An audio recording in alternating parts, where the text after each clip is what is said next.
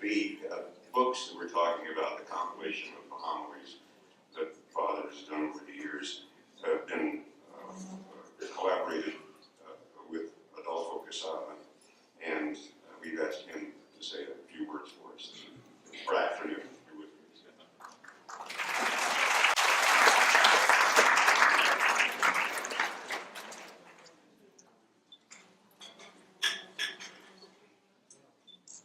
For the first time that I heard Bob, his homilies made Scripture relevant to real life. And of course, you all know that Bob continues to be one of the best homilists that the church has to offer. And you also know that he has his homilies in a 3-volume set of books, which he calls his legacy to us. In the 70s, the church was still adjusting to the spirit of the Second Vatican Council. Some thought the changes made by the council were too radical. Some thought that they had not gone far enough. Bob handled the Second Vatican Council changes with the wisdom of Solomon. He was sensitive to the needs of those who were ready for change and those who were not. He offered a variety of masses from which parishioners could choose. In addition, he instituted a spirit of collegiality in the parish. No longer would parishioners be left out of the decision-making process, but would be included and listened to.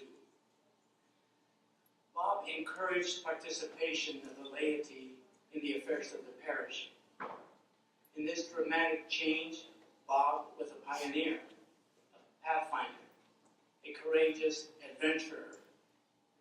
In fact, in 1981, he wrote a book and got it published about the parish's experience through the changes. He called it Adventures of a Collegial Parish. Through the years, I got to know Bob on a more personal basis. What appealed to me about him in the 70s and 80s and 90s is the same thing that I love about him today.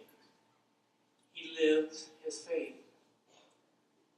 He loves God deeply and follows Jesus without hesitation.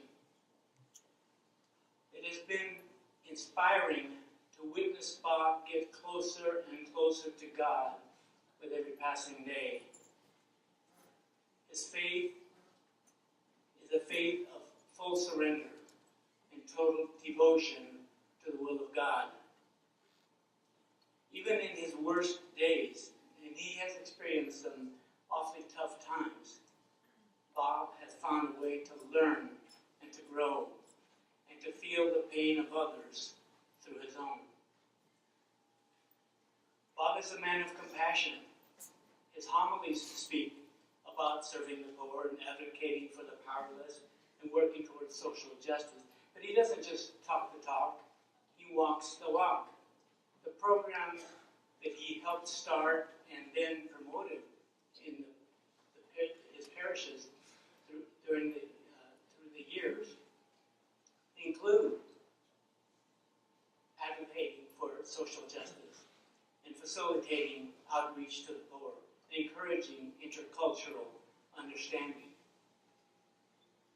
Bob lives God consciously and loves wholeheartedly. He has offered life-changing spiritual counsel, compassionate listening, and practical guidance to so many throughout the years. His personal one-on-one connection with those who are hurting from broken spirits, broken hearts, and broken bodies has been truly healing. He understands their suffering because he's been there himself.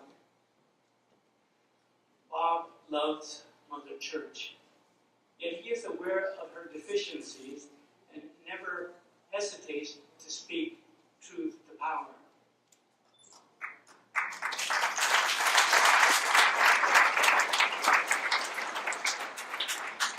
He has always maintained hope for the church because of the people who are the church. The church has been his home and more. It has been his way of life and his way to serve God and to serve us.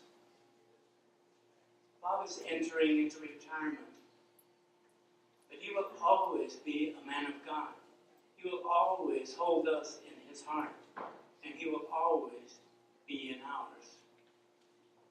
Bob, you are my treasured friend. I love you, and I thank you for allowing me to share your God-filled life for nearly 50 years. I look forward to continuing our occasional talks.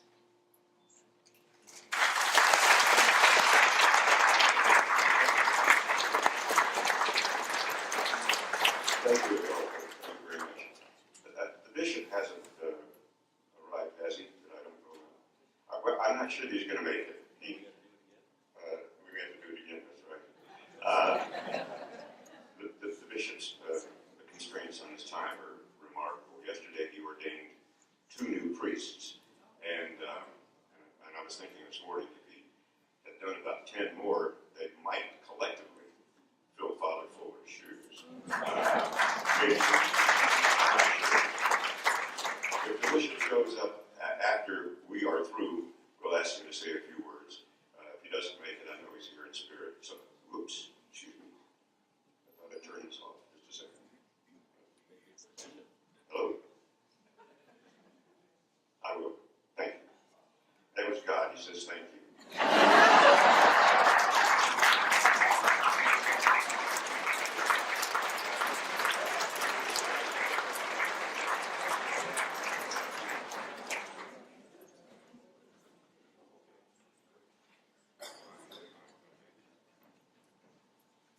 Monsignor McCarthy, the Vicar General of the Diocese, is here, and so we will accept kind words from you before we turn the microphone over to the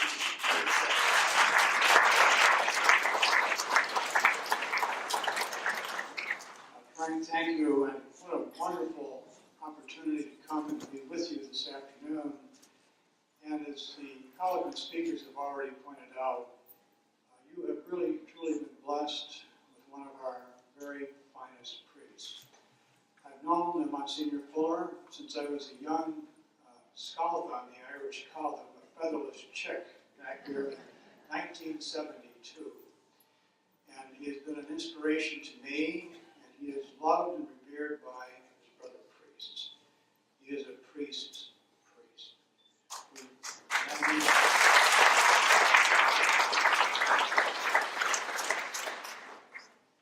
And so many have spoken about the magnificent gift of his homiletic skills.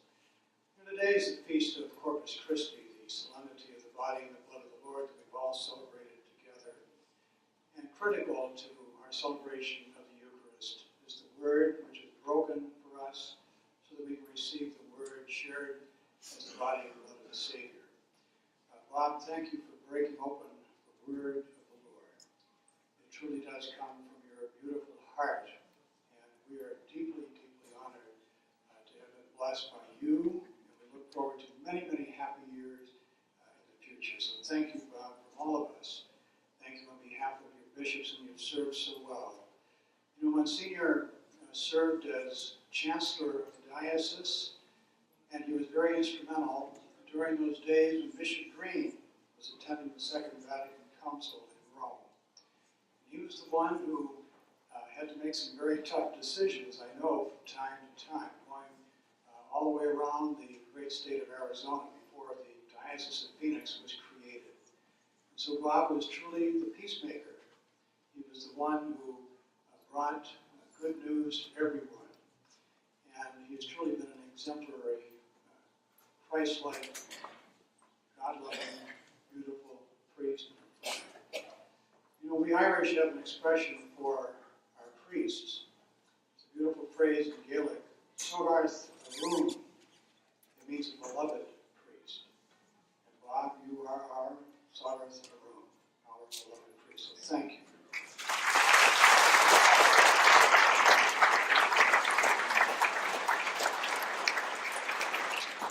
Thank you, Monsignor. That removed the fear I had of meeting our new bishop. I've not met him yet. Bishop Weisenberger.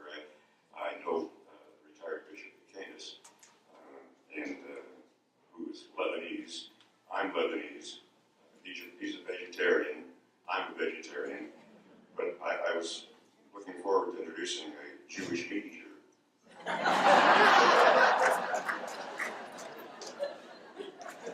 A brief moment of absolute and total solemnity from me and sincerity, because I feel this way.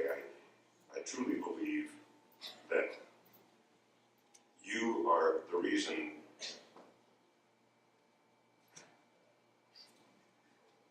excuse me a second.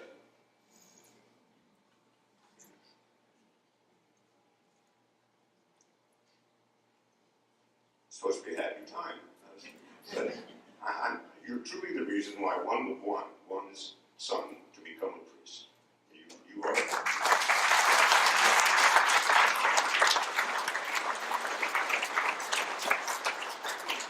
And I have felt increasingly over the years that I was listening and watching a miracle.